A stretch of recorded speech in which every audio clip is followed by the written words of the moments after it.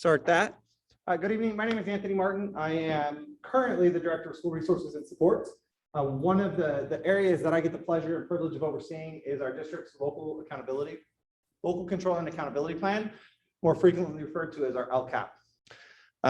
And so our LCAP is a document that provides a lot of resources to our district. It gives us the opportunity to do a lot of things that otherwise without those funds we wouldn't be able to do.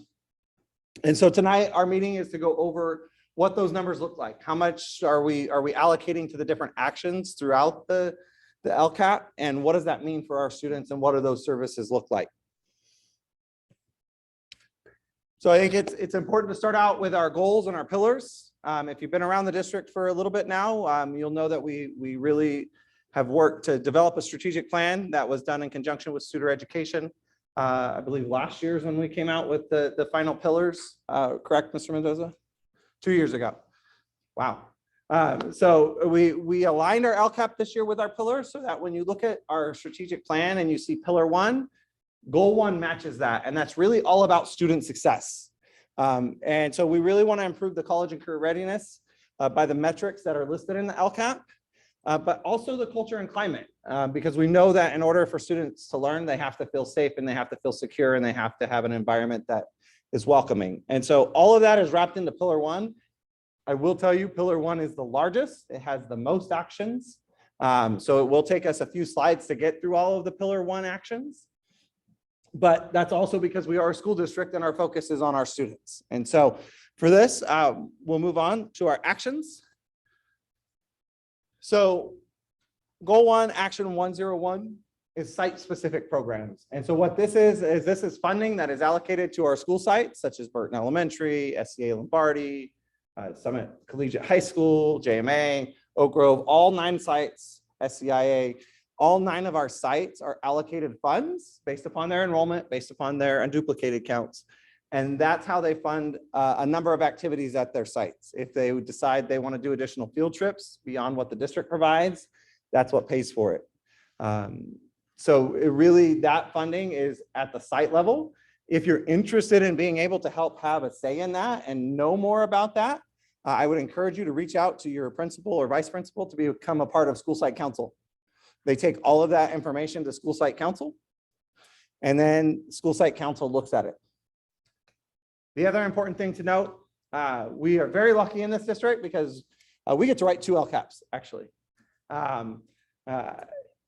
We have the district side and then we have the charter. In the eyes of the state, we have to write a separate LCAP for the charter, which is why you see 2 totals. The total on the left, the BSD, that is the non-charter campuses. And the right-hand side is where it says SCA is Summit Charter Academy. That encompasses all 4 of the Summit Charter campuses. Instructional support staff. These are a very valuable and a needed part of our team. If you see classified staff on our campus, if you see campus supervisors, all of those positions across the district are funded out of our district LCAP. Those are positions that we put in before we send any money to the sites. That way we know that those positions are going to happen. So your kindergarten aides, any other instructional aides, your English learner aides, all of those are going to be in that one line right there. And you can see the totals there between both the districts and the charter is a little over $2 million. So a significant portion of our funds out of LCAP go to paying those salaries to have that support staff on campus to support students. District sponsored trips, SciCon. If you've lived in Tulare County at any period of time, particularly when you were in school or if you have children in the grades, SciCon is an experience that you get to go in 5th and 6th grade. I know some of you are looking right now and saying, Dr. Martin, why does it say 6,000 only on the charter side? We're believing that was an import error. So the number should be almost the same as the district side, but technically that's what's in the current budget until we make some revisions. Don't worry, we'll make those revisions. But for now, because I want this to match the budget, that's where it's at. Could be revised next week and we take it to the board with the updated number. But just know that the charter sites will still have that same opportunity to be provided a SciCon trip. And really, we did this a couple of years ago so that students wouldn't have to fundraise for a field trip that we feel is part of the core program in 5th and 6th grade. One to World program. And that has been ongoing in this district prior to my coming to this district. So I've been here 7 years. Mr. Mendoza, do you know how long? 2014. So in our One to World program, we called that instead of one-to-one. And really the idea is if we give a kid a device, it gives them access to the world. And because they can access things that they couldn't otherwise. And so the One to World program here listed are a variety of programs and technology that we use. If you've ever heard your student talk about ST Math, Lexia, some of those other programs that we use across the district, that's where all of this is funded. It's funded at the district level, so it doesn't come out of the site budgets. Item 5, visual and performing arts. That is an area that we've heard from the community that they want to see more of. And so we've gradually increased and grown that program on the non-charter side. You will notice, and I will be very upfront, that you'll see totals on the district side that are much larger. And the reason is because of the way the money comes in. For example, in this upcoming year, the non-charter schools, the district schools will receive a total of 8.3 million, whereas the charter will only receive 4.7. And that has to do with student makeup and the demographics that we serve at those campuses. So I'm gonna do my quick plug. In the fall, when you get the alternative income form from your sites, please fill it out, as that's the document that allows us to qualify more students. And the more students we qualify, the more funds we receive, which allows for us to provide a greater level of service. But that's why you'll see some gaps, is there are programs that are able to be offered at those campuses because of the additional funding we receive. BAPA is one of those. We just recently had a large performance. We revamped our theater stage at Burton Middle School this year and really have a nice environment for students to perform in. Item 6, our Gifted and Talented Education GATE program. That's something we brought back about 2 years ago and have been working to implement and roll up through our grades at the non-charters. And so we've slowly continued to invest in both the training and the materials needed in order to run that program.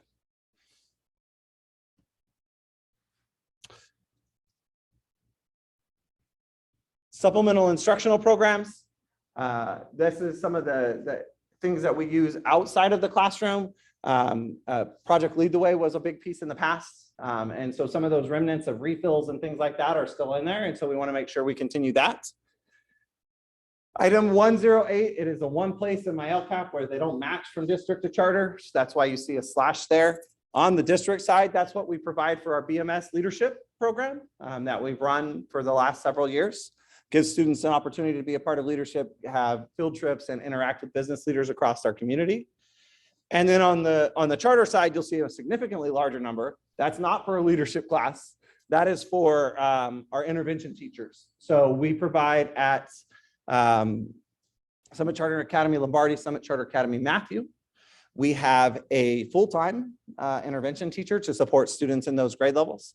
And so that is some of their materials and supplies, as well as their salary and benefits. We were able to add that previously. We had one position split between the two campuses, but with the additional funding we received last year, we've been able to add a full-time person on each campus.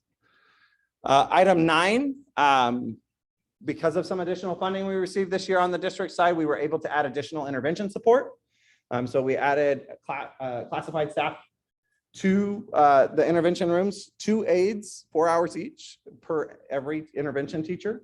That way, those positions are dedicated to intervention and will be pulled away because there's a need in supervision or elsewhere.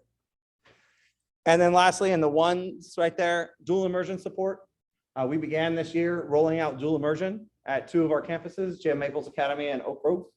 And you start in kindergarten and you work your way up, first, then second, the fall, and so on and so forth.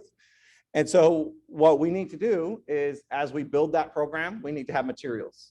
If we're teaching students in a dual language, we need to make sure they have library books in both languages. We need to make sure they have appropriate materials in both languages. And so really, we've heavily invested in making sure that those materials are available to students, as well as the instructional support in the classroom with classified staff to help support those students in kindergarten and now this upcoming year, first grade. You'll also see next on 2.201, a significant chunk of money in the additional minutes. Additional minutes is 2 things in our district in that line. A number of years ago, again, prior to my coming here, the district added 15 instructional minutes to the day. at the implementation of LCAP. And as a result, that was an increased service. So those 15 minutes, the cost of those 15 minutes is incorporated here. And then the other piece that was added there 2 to 3 years ago is the additional time on Wednesdays that we have with our staff in order to have planning, professional development, and training for them. And so all of that is here because it is an increased service. It increased the amount of services available to our students and our families. Item 202, we have an English learner mentor teacher. This particular staff member's focus is to support our teachers that teach English learners in the ELD environments, English language development. And the goal of that is with this mentor teacher, we'll increase the skill base of our teachers and support them in the classroom, and then be able to exit students through reclassification, which is our ultimate goal for all of our English learners. Secondary vice principals, that's true on the district side. There are only secondary vice principals now in the LCAP. But on the charter side, that would be all of the vice principals. Half of their salary is paid out of LCAP in order to make sure that we're able to have adequate staffing when it comes to the vice principals. I know every time I bring this up and I have my principals in the room and we talk about when we had gone back to a halftime VP, I get not very friendly looks because they really do appreciate having the support on campus. And in all honesty, as the person who is the discipline person for the district, we've needed that a full-time VP this year and for the foreseeable future in order to provide support in correcting behaviors and providing students counseling on what's appropriate and what is not. And the last area that you'll see listed on this particular slide is our attendance incentives. And so what those are is each site's allotted a little bit of funds to be able to give attendance incentives throughout the course of the year. But then we also have always set aside money to do the big trips. Granted, COVID has kind of gotten in the way of that in the last couple of years, but in years past, we would take students to Adventure Park, to McDermott, to the theaters, or we'd also bring in various performance acts, such as the BMX bikes or some of the other performing acts that you see around town. And so those are all things that we have included. Now, I will tell you, our push for this year and the upcoming year is good to great attendance, not perfect attendance. If you can have perfect attendance, great.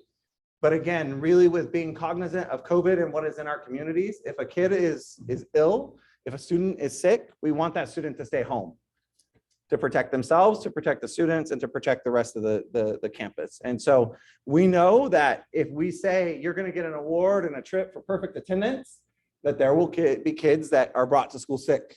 And so we're really, as a district, trying to move away from that term perfect attendance, because we want to honor families who are responsible and keeping their kids home when they are sick. All right, last of the goal one actions. I told you goal one lasts for a while. But again, really it's because it's the actions targeted to our students. And so item 301 is our multi-tiered system of supports. And that is something that we've been working to build up on the district side so that those supports are available across the district. And those are things you see, such as second step, additional trainings for our mental health staff, additional hours for them to come in, additional workshops for them to attend, or bringing in, next year, looking at possibly bringing in various speakers to talk with students on behavior, or various topics. So that's really what you see there. Most of that is on the district side, again, because of the amount of funding we received there. The next line, which is one, our district, I will say we've worked very hard and I'm very proud of this area in our district, is our mental health support staff. In that number, that's just about at $1 million, are the salaries for our psychologists, the salaries for our LMFT, the salaries for our social worker, and all of those support positions, as well as at the high school level, one of the middle school level of counselors. All of those support positions are in place out of this one set of funds. In addition to that, we have additional support structures, but we've really worked to build those positions into our permanent funding in order to make sure that those individuals are here, because we see the need moving forward to have a robust psychologist team and the additional supports that we do have.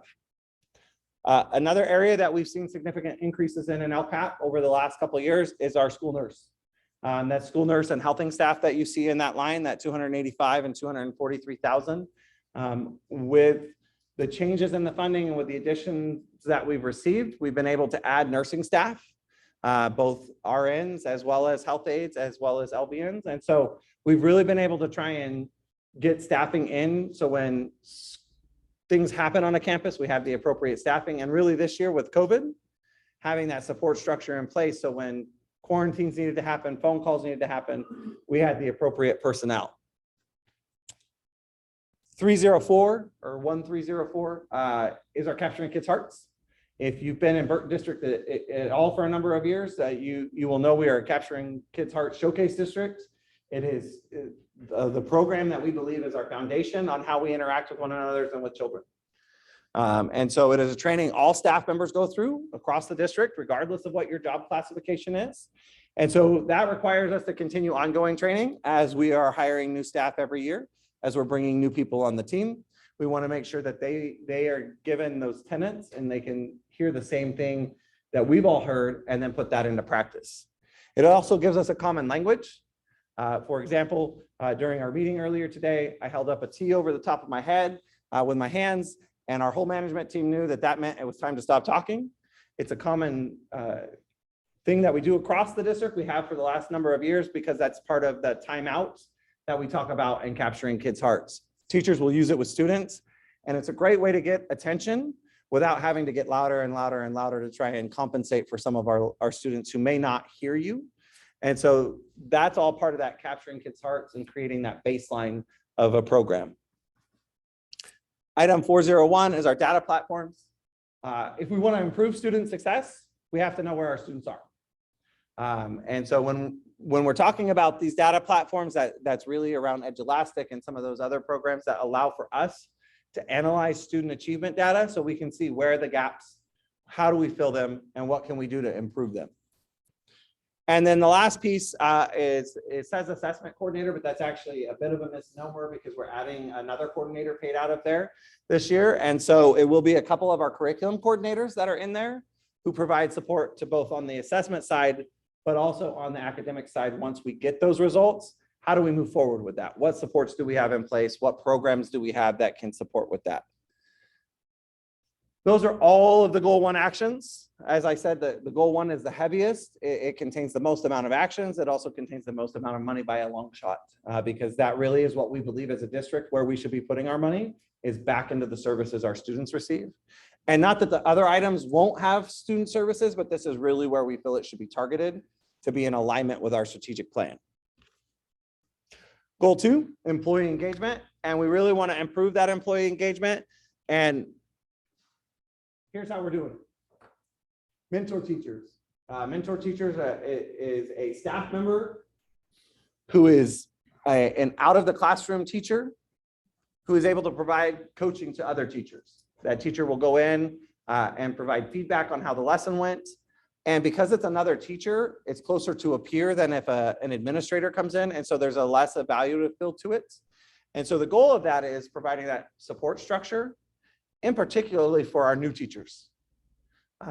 When you come into the field, having someone who can work with you on your classroom setup, having someone who can support you as you go through your first year reduces the likelihood that you will leave after the first year, and reduces the likelihood that your classroom management will have issues throughout the year. And so that is something we've had for a number of years now that we plan to continue and have it ongoing. Our teacher induction program, that's another area that the district is extremely proud of. And what that is that's an area that allows for us to give our teachers a clear credential. Prior to our human resources department implementing this teacher induction program, we would have to contract with the county for every teacher that needed to go through this program. And it was a generic program.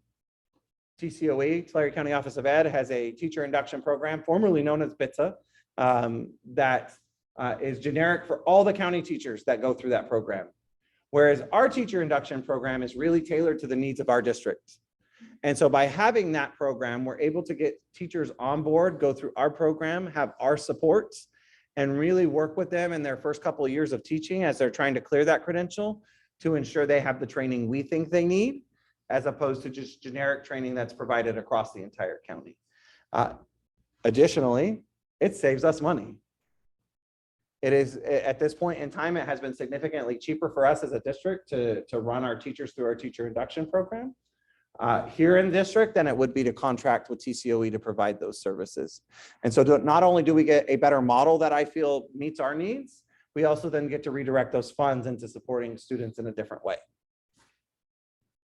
District provided professional development, our training for our teachers. Not all of that is necessarily a contract cost or a program cost. What you see a lot of in there is sub costs or supplemental time. Anytime we hold a training during the school year, we have to pull our teachers out or we have to ask them to stay. And that is above and beyond their normal day. And so if it's after hours, we have to pay them for that if we're requiring them to attend. If we're pulling them out of the classroom, we still have to fill that classroom with a substitute teacher. So a lot of the costs you see in there are built in to make sure that we have appropriate coverage when we do need to pull teachers. Item 2202, our English learner professional development. We believe it's important to call out our pieces that are dedicated to our English learners, as they are one of our unduplicated groups that generate those funds. And it's important to see what services they're receiving directly. And so we have an outside consultant that has worked with us the last couple of years, and we've seen some tremendous progress in the implementation of our programs. And so that's what you see here is again, not only the contract, but then again, the associated cost of having a sub or having a teacher stay after hours or come in during the summertime. Professional organization memberships, you'll see that number has dropped significantly from the last year. Really what that is for a couple of our people who are in AXA, who are paid out of LCAP. That gives them access to additional information. It gives them access to trainings and workshops at a discounted rate, as well as providing them weekly and monthly documentation from AXA.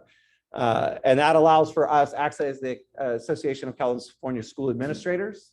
So that really allows for us to stay up to date as things are coming down in regards to laws that affect our schools.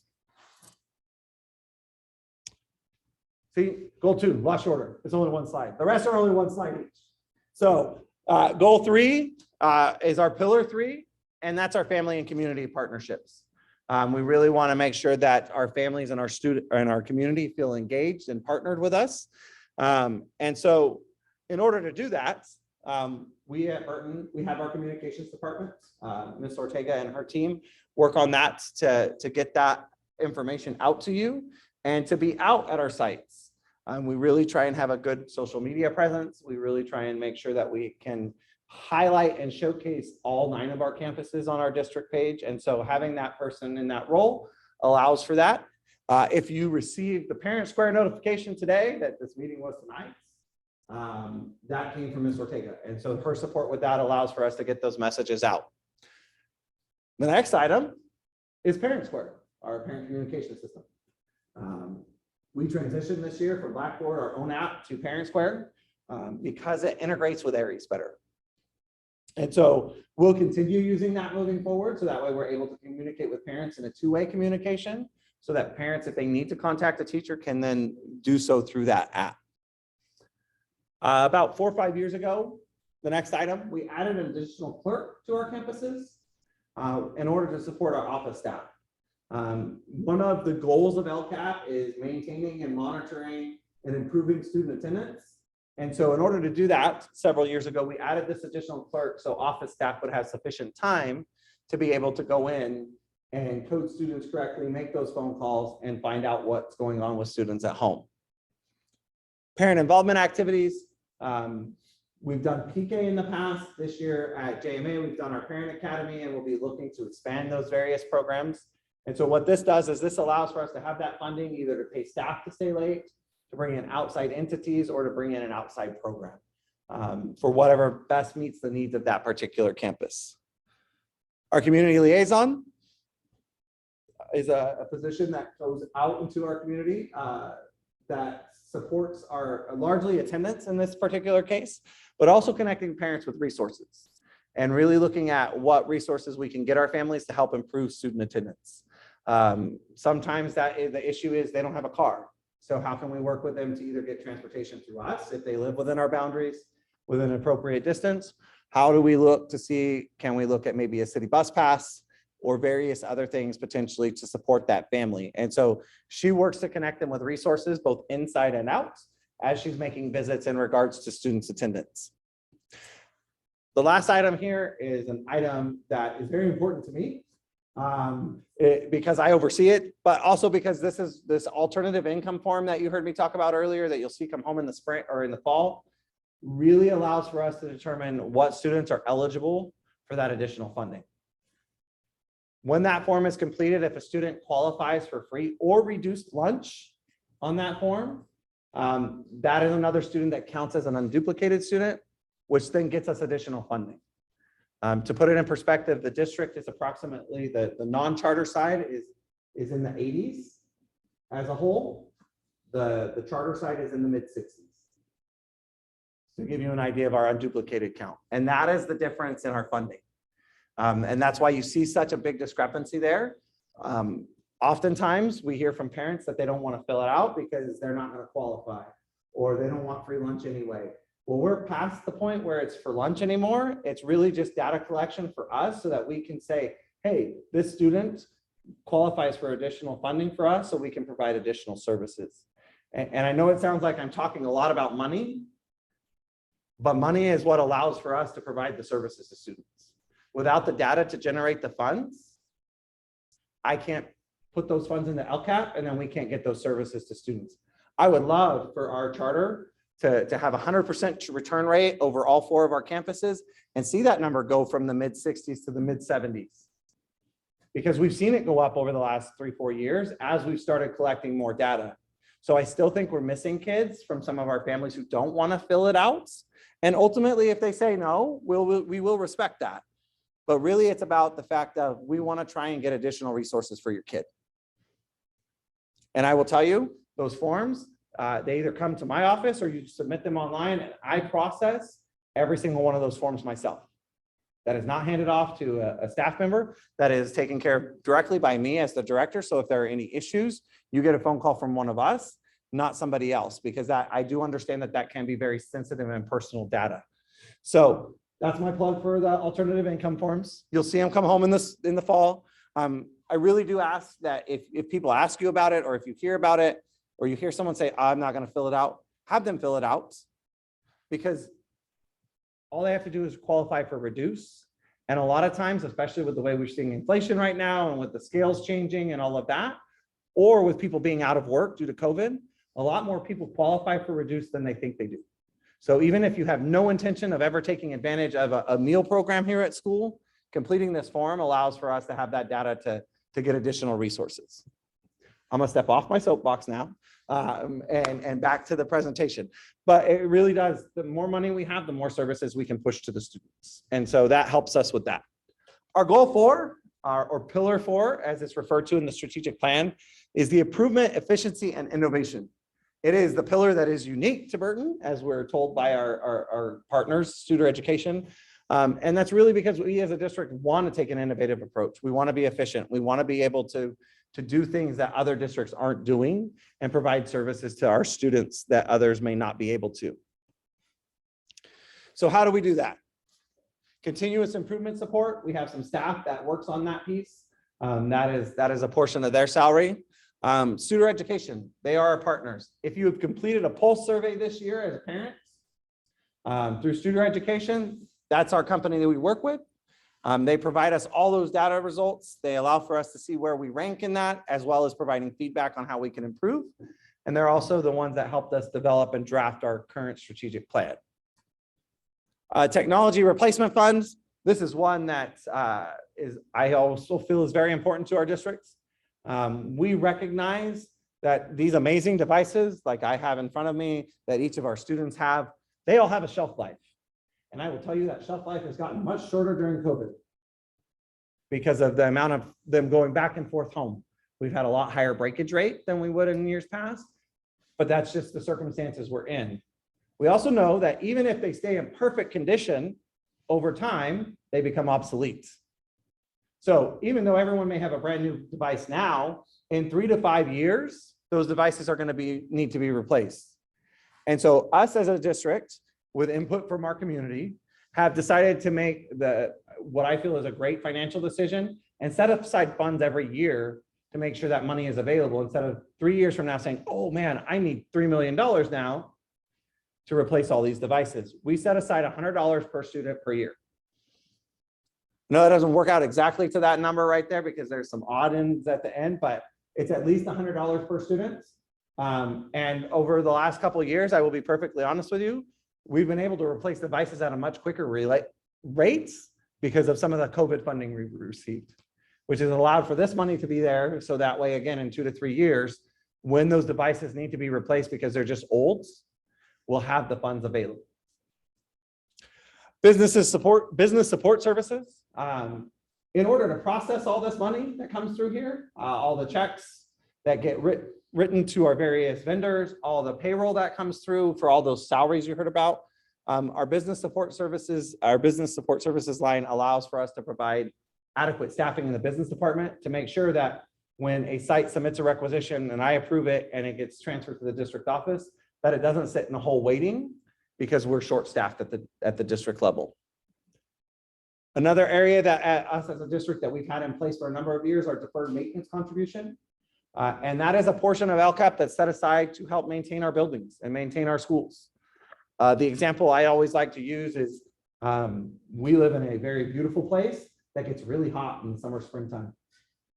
If an HVAC unit, the heating, ventilation, air conditioning unit goes out on a classroom tomorrow, we can't wait 6 months to hope that we can afford to replace that.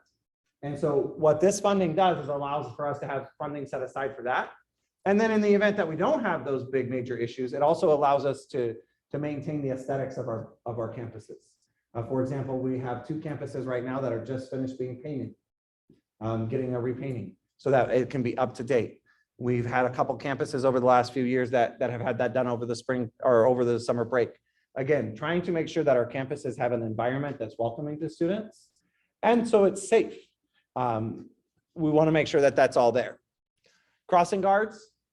If you drive through any of our major intersections here on Westwood, you'll see, or around our schools, you'll see that we have crossing guards out in the morning and afternoon. And again, that's a safety feature in order to help make sure students can cross safely. Something that we built in this year into the last one is 30, or not, the next to last is 303. That is normally where you would see our school resource officer contracts. It's still in there. But we also put in additional funds this year because we know that student safety is going to be a big issue, especially given what unfortunately occurred just 2 days ago.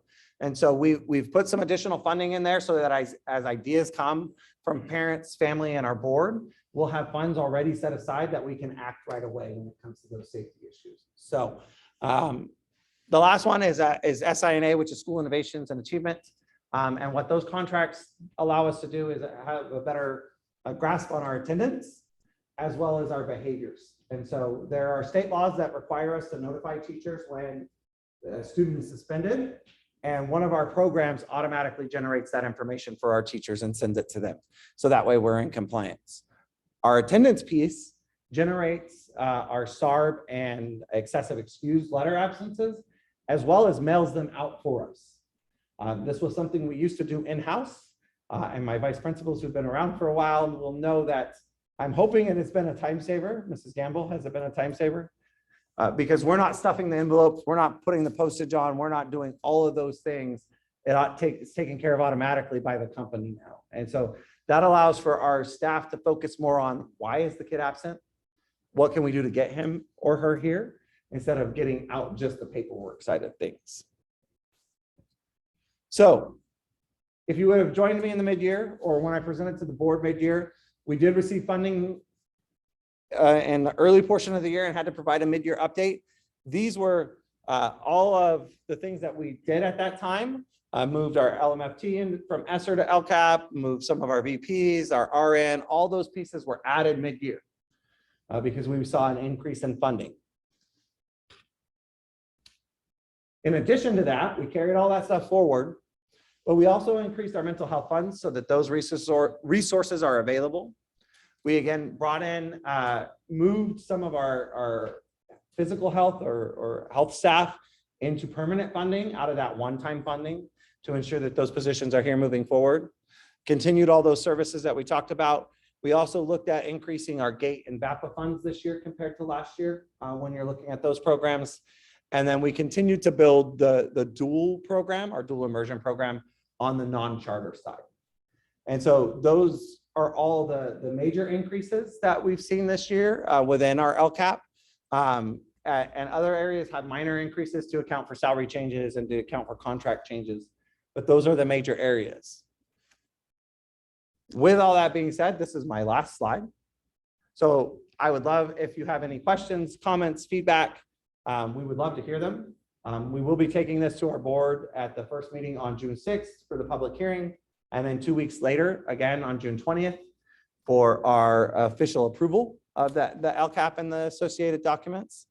But at any time, we would love to hear from you as our community and our families as to what your feedback is for us. So if anybody on Zoom has any feedback, or if anybody in person has any feedback, I'd love to hear that now. Yes, ma'am. Question: the Boys and Girls Club, where do they fit in on this typical? That's a great question. You asked that. So Boys and Girls Club is actually funded out of a different resource. Boys and Girls Club is funded out of our ACES program, which is the After School Education and Safety Program. And that has always been a very limited pot of money. However, I introduced myself as the current Director of School Resources and Support. My role will change next year and I'll become the Director of ELOP, which is Expanded Learning Opportunities Program. We will be getting additional funding outside of this that we will be able to expand our Boys and Girls Club offerings as well as other after school offerings, with the goal being that over the next 2 years, we eliminate all of our waiting lists. So we see a significant amount of funding coming our way if the budget is passed like it should be, which is why my role is shifting, is in order to take care of LCAP and the ELOP because of the amount of funds and resources required for that. But we are seeing a significant amount of funds come our way, with the goal of being that if a student wants to participate in after school program, they are in that after school program. So you won't see it in LCAP because it's not funded here, but it is a concern and it is a very loud thing that we've heard from our parents and have looked at ways that we can do that. And so this year with the incoming dollars through ELOP, we're excited about those opportunities that we'll be able to offer, partnering with Boys and Girls Club, as well as other entities because they may not have the capacity with their own staffing. I just wanted to know, like, where they fit in on this. No, absolutely.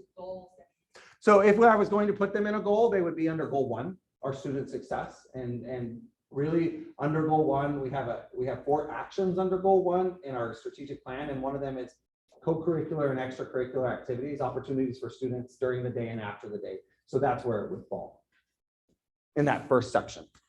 I do have another question, yeah. But I'm just still trying to think of how to say it. It's just like a suggestion. Of course. I don't know if it relates to any of these funds, but for instance, like intervention with this, or one-on-one intervention with the students and the vice principal throughout the school year. Does that fit into any of these funds or these goals that we have? So looking at the funding for our vice principals, for example, half of each vice principal salaries come from one of these funds, so that we have a full-time vice principal so that they can have those interactions. So that would be also, I believe, under goal 1 as well, where we have that line for the vice principals. If they're not funded out of this here right now, they're funded out of some of our federal funds. So that way we maintain that one-to-one ratio. Every one of our campuses right now has a full-time VP. And that is our intent moving forward, because we've seen when we went to the part-time or half-time at each campus, one, that's hard on the VP themselves because they don't get to spend all their time and getting to know the kids, the families, and all of that. But it's also hard on the staff on that campus. Are they here today? Are they not? And so by having full-time VPs, I feel like we're able to better have those counseling sessions where a vice principal is working with a student instead of it having to wait for a day or 2. So that's where that would fall. Thank you. Of course. Yes, ma'am. Yes, ma'am. So I think it's really great that you guys are doing the counseling for SPARS and the MCSS work and implementing more psychologists and counselors, behavioral analysts to be outside assisting maybe the yard duty staff, because I think the best way to see those things really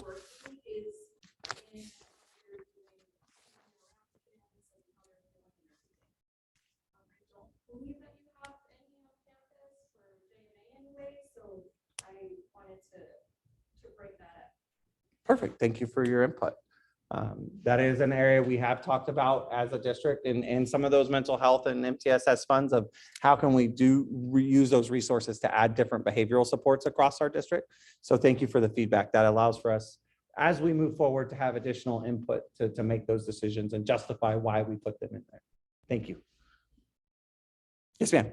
And under goal 2, the teacher induction program, I know that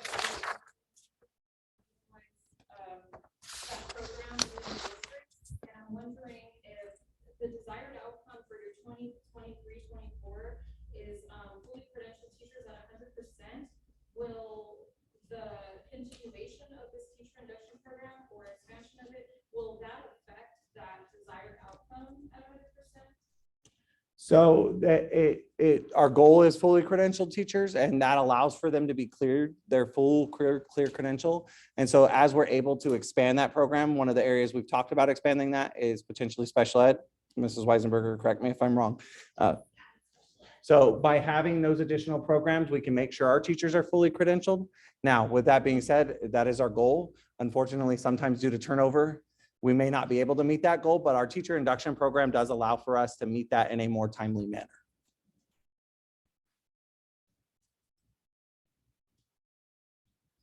Yes, ma'am. Under goal 3, I believe there is communication.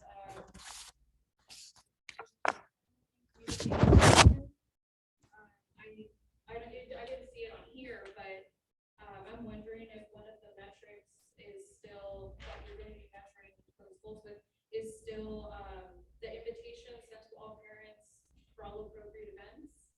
Yes, ma'am. That is continued. It's funded. That's through our. It's not necessarily called out there, but that would be through items, and it would be 3101 and 3102, ensuring those communications go out to the appropriate parties, as well as working with our school sites to make sure they're communicating with them as well. And well, my suggestion is, I think it's great that you manage the 100% invite is the goal, but maybe a better thing to measure parent and community engagement would be the percentage of the involvement. And I believe if you look further down in the metrics, that actually should be listed in there. One of our goals when it comes to parent and community engagement that we're measuring this year has been a bit difficult as COVID has prevented that. We have a system put into place that is called Raptor that will be able to monitor who is on campus and track the data. If it's not in there as one of our goals, it is included in our strategic plan as a goal. What percentage of families are engaged, not just overall, but at those unduplicated groups. What percentage of our socioeconomically disadvantaged parents are participating? What percentage of our English learner parents, and so on and so forth. So if it is not in there, it should be, and I can make sure that it is included when we look at our updated LCAP, updating the metrics for that. But yes, that is an area we are looking at. I will be perfectly transparent. Dr. Leva, you can correct me if I'm wrong as you oversee this piece. We've not been able to get good data this year because we were planning on starting in the fall, and open house was going to be our first big event or I'm sorry, not open house, back to school. I always get them mixed up. But back to school was going to be our first big event to collect that data from teachers and say what percentage of our parents actually showed up. And then it went all virtual. And the data collection piece on that is much harder for us as there's no teacher sign-in sheets. But that is our intention, is not only to continue 100% inviting, but increase those percentages for those specific student groups.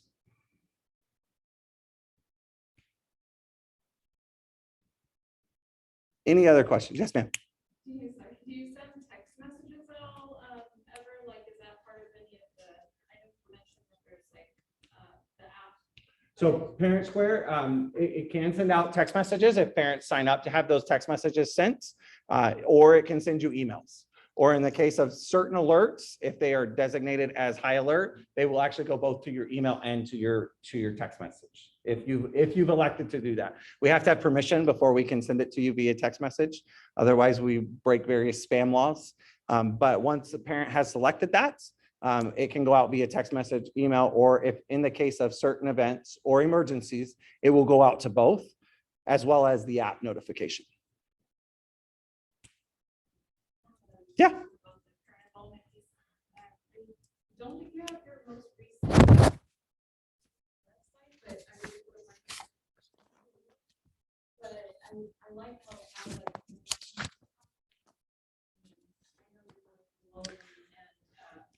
Might not be able to discuss, but maybe have them available here or. And they will be available tonight with tonight's public meeting is to get feedback on what we have there at the public hearing. The document will be fully available at the board meeting, as that's when that document is presented to our board. And then at that point, if you would like, you can submit any written comments as well. And those will be responded to in writing as well. But the actual LCAP will be presented then. At our community meetings, we give a summary because as I'm sure you've seen, it's a 96-page document on each side. And in order to go through that whole thing in one meeting would be a very. Well, no. Absolutely. No, but absolutely. I understand what you're saying. Absolutely. Maybe just like link it with, the flyer. Okay, absolutely. We can do that as well.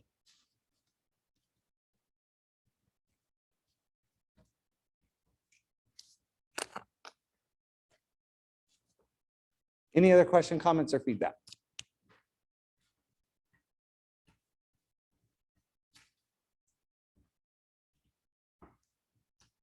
I have no questions on Zoom. I see no additional questions here.